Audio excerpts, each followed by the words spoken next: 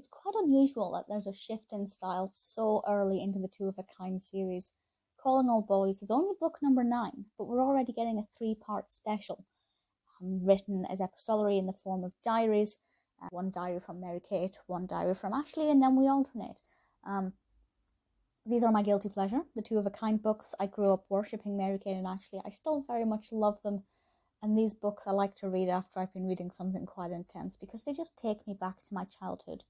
And this one, certainly, although I remember reading it because I remember the diary format, I didn't remember the story very well. And it's actually, surprisingly, really quite gripping. There was one point where I thought, I don't actually know how this is going to resolve itself.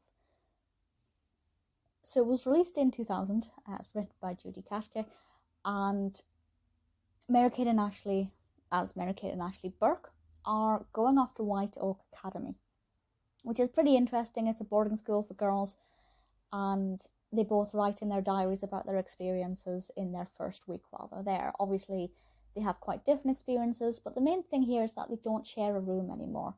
They both have Wendy and Phoebe, Mary Kate and Ashley's roommates respectively, who are very different individuals, and it's all about them meeting new people and being out of their comfort zone, and ultimately trying to find dates for the upcoming dance. There is a school dance where they also get to dance with the boys from the neighbouring boys' school. And because they have a mobile phone, nobody else does, but they were given one for emergencies.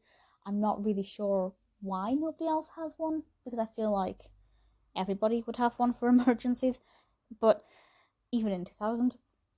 But they were given this mobile phone, and now all of the girls at White Oak want Mary Kate and Ashley to phone the boys at the other school to try and arrange dates for this dance. And it's going to get them into a little bit of bother. And that's all I'm going to tell you about it. It doesn't sound that gripping, but there's a little bit of action with a character called Dana, and she's not the nicest individual.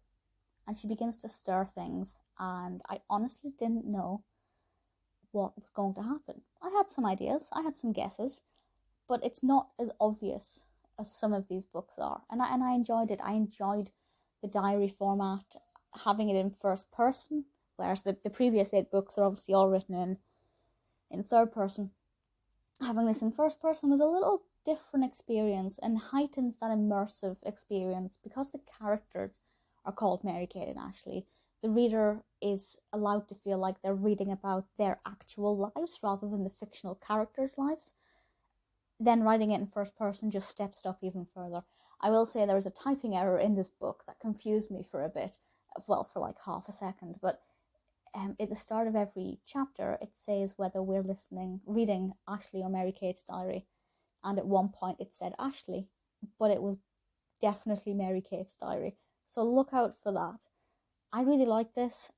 The fact that it's only a 3-part series for these diaries is a bit of a shame, but it's a refreshing change. I quite liked it. Makes me curious to see what they'll get up to next. Definitely one to recommend. I always say you should start from the beginning with these, but either way, Calling All Boys is definitely not a weak link in the Two of a Kind series.